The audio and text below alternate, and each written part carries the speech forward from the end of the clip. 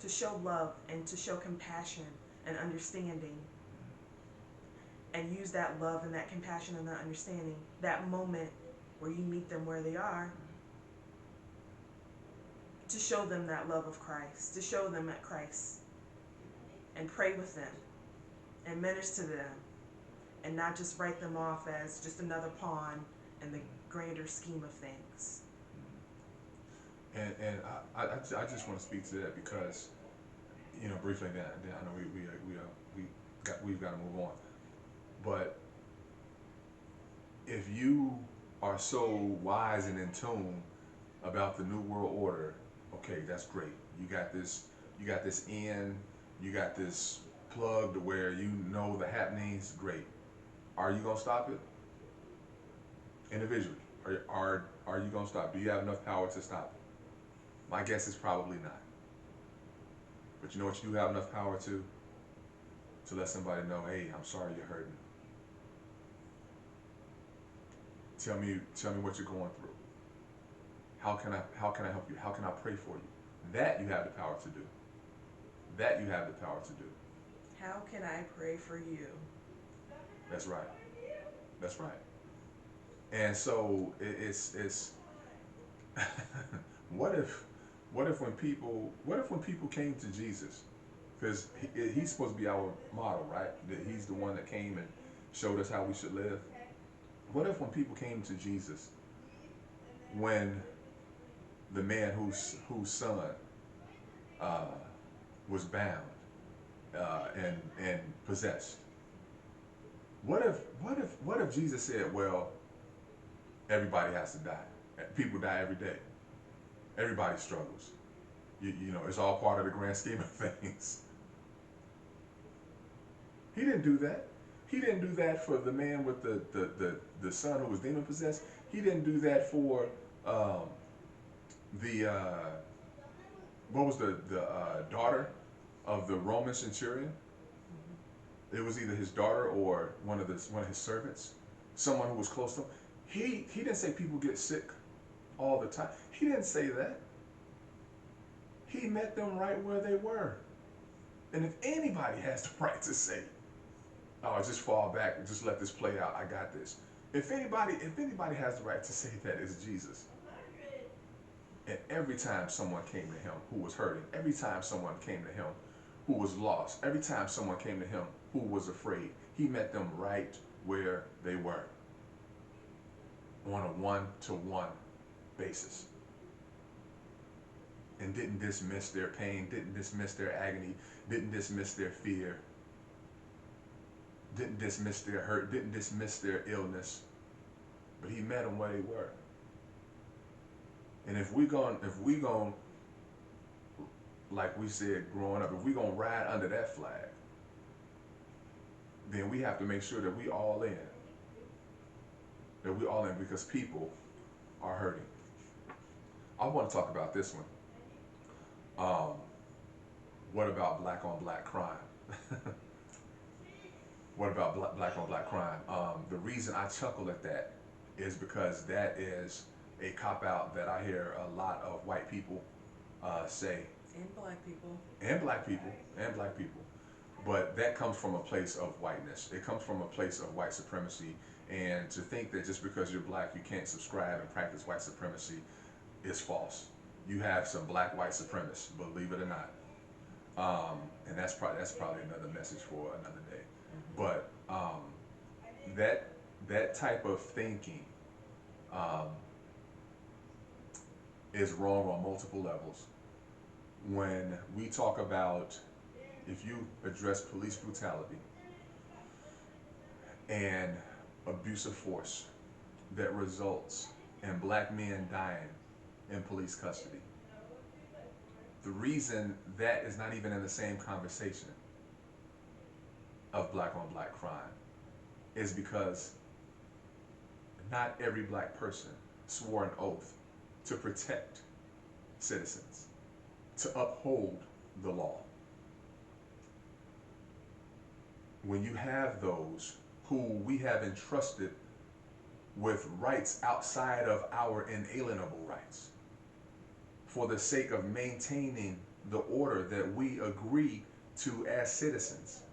When you have individuals who abuse that and who step out of their responsibility and bring about harm to others, that is a drastic error. That is detrimental to the fabric of our society. And we see it. We see it. People are not dumb. People may be sheepish, but people are not dumb. And they know that, hey, we've entrusted you with these rights, and not only are you not upholding the rights of these people, you are abusing them with the rights that we entrusted you with. And then when we try to hold you accountable, you're not held accountable. And so what you have, this has been going on for centuries. Centuries. My heart goes out to police officers nationwide, because every police officer that I've known or currently know, I know them to be a good, upstanding individual. I know them to be genuinely concerned with the welfare of the communities that they serve. I also know that their training is errored to assume the worst when they deal with people who are non-white. And you know why the training is like that? In many cases, because our society is like that. We assume the worst when it comes to those who are non-white, and when compared to those who are white. And so we can speak to black on black crime. Black on black crime is white on white crime, because the crime is based on proximity. Anyone who knows and who has studied criminology will tell you that crime is not based on race. Crime is based on proximity. Because this supposedly melting pot, which is really a tossed salad, is segregated. You got your lettuce over here, your tomatoes over here, your olives over here, your cucumbers over here. And so if there's going to be any interactions, it's going to be with people who are within your group, your people group. Positive interactions and negative interactions. So crime, school attendance, church attendance, shopping, it's just based on, it's because we live around people who look like us. And so that's why those things take place. Yeah. But what should not happen is those who we have trusted with rights beyond our rights, for them to abuse those rights because we're not valued. Yeah. So I have a few points when it comes to what about black on black crime. First, I think when someone brings this up in a conversation, is a distraction, is a deterrent, it's avoiding the issue. I need you to focus, and I need you to stay on topic. We are not discussing crime in the black community right now. We are discussing police brutality. That is like, for example, you coming to a cancer luncheon or benefit and saying, well, what about heart disease? What about diabetes? Yes, those are diseases too, and those are issues as well. But we're not talking about diabetes right now. We're not talking about heart disease right now. We're talking about cancer right now. So why would you come into a cancer benefit screaming about diabetes or heart disease? You're off topic, and we need you to focus on the issue at hand. And so the issue at hand is not quote unquote black crime, because black on black crime is a misnomer. It doesn't exist, and I'll get to that in a second. But we need you to stay on topic, because we're not talking about crime in the black community. I'm not going to say black on black crime. We're not talking about crime within the black community. We are talking about the police brutality and the death and the excess of force that black and brown people experience at the hands of the police. That is the topic that we are talking about right now. And so anything else that is brought in, what about black on black crime? What about this? What about that?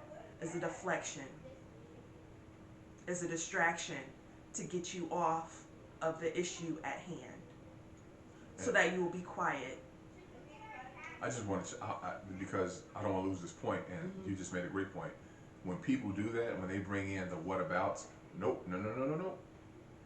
That lets me know you don't care about the topic that we're talking about.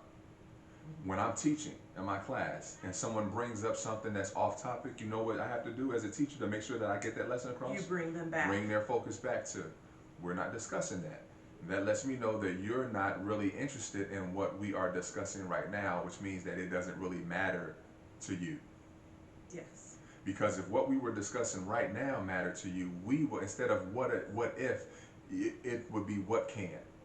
What can I do about this? What can we do about this? Not what about these other issues that do not pertain to what we're addressing. So I think that's a really good point. That's a great point. Yeah.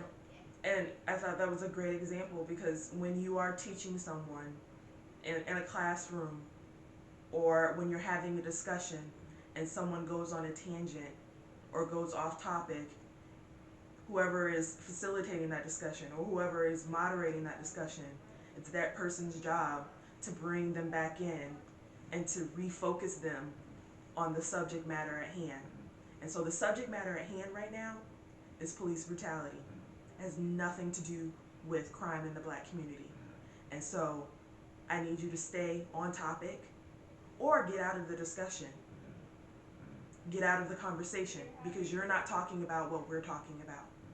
And if you really want to contribute to the discussion and really want to contribute to the conversation, you'll talk about what we want to talk about and really be active participants in that conversation, and not just say whatabouts. I really want us to get through these. There's so much that we can say about every one of these points. And while it's best that you don't bring that nonsense into the conversation, if that's all you have, then yeah, maybe you should fall back and learn a little bit more, do a little bit of research about the topic at hand, then come and pose questions and whatnot.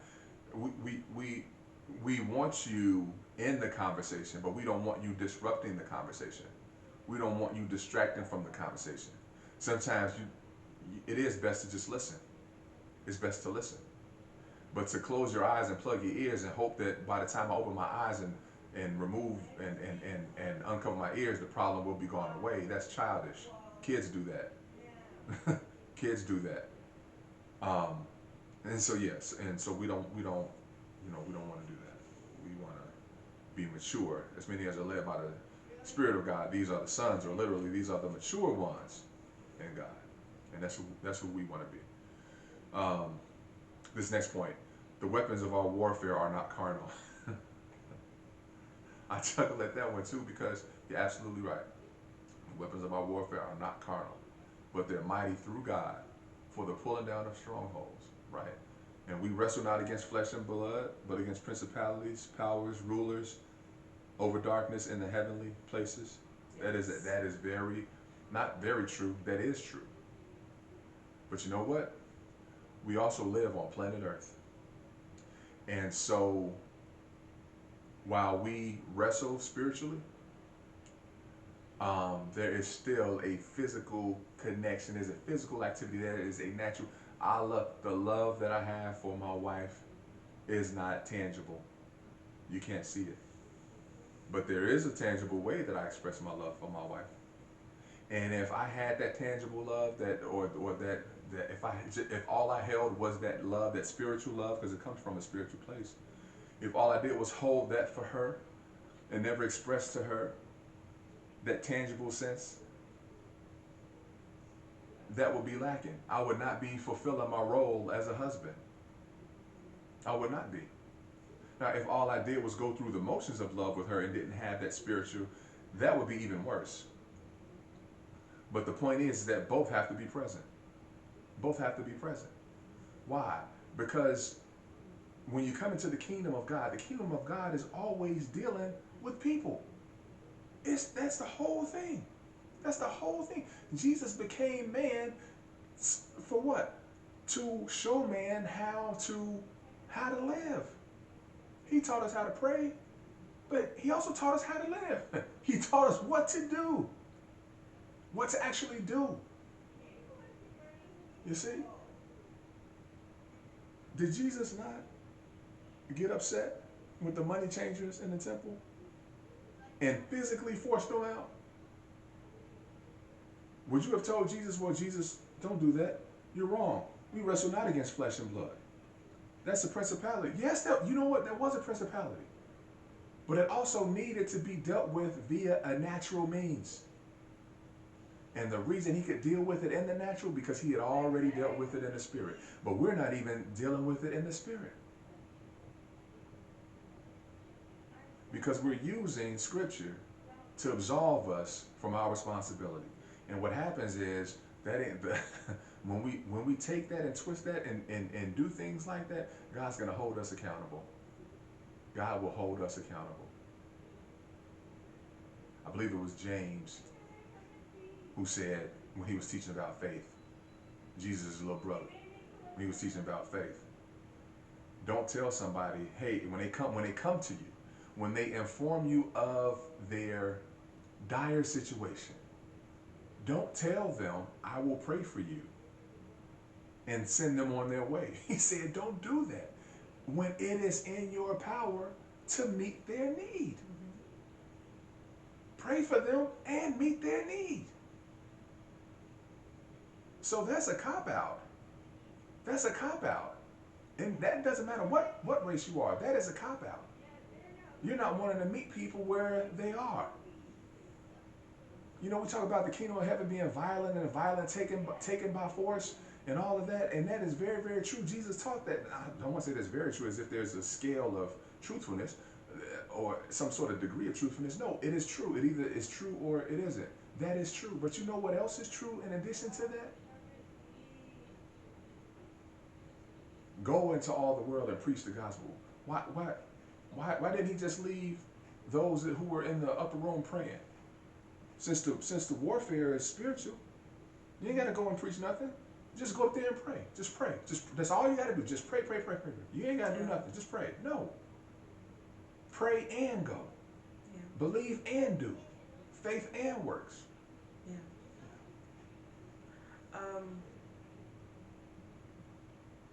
I agree with everything that Pastor Timothy just said. The one thing that I was thinking about, recently we've been, under quarantine, and, the church hasn't been able to meet like they traditionally and normally would. And a while ago, I saw someone post this, and I thought it was so applicable. But they said, the church is not closed, the church is deployed. And I was like, wow. You didn't share that one with me. I was like, that is amazing, because of course we know that the church is not a building, but the church are comprised of the members, the people. We are the church. And if we are actually deployed, what does deployed mean? That means that we are sent out, that we go out. And if we are commissioned and we are going out to actually do the work and to meet the people, first, yes, we do need to be prayed up, and we do have to prepare, because it is spiritual warfare. But once you pray and you fast and you prepare for that spiritual warfare, you have to go out into all the world, in the natural. That's right. Where was Jesus' ministry? It was to the people. He was amongst the people. He didn't stay up on the mountain. He didn't stay up in the garden praying. He then went out and he ministered to the people. And so if we are actually deployed and we are actually going out as we were commanded to do, who are we going out to? That's right.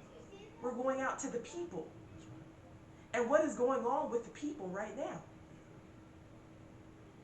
And so, yes, while the weapons of our warfare are not carnal, people are flesh and blood. Yeah. Yeah. And so, while we are using the spiritual tools that we've been equipped with, we're dealing with natural people. Yeah. And so it's important that you have those two and you have that balance, that you know that we're using our spiritual calling and our spiritual gifts to go out into the world and minister to those people.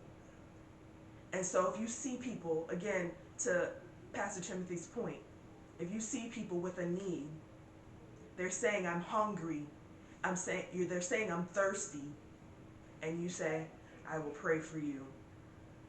And you have the ability to give them food. You have the ability to give them something to drink. And you say, oh, I'm going to go pray for you. You are not doing what you're supposed to be doing.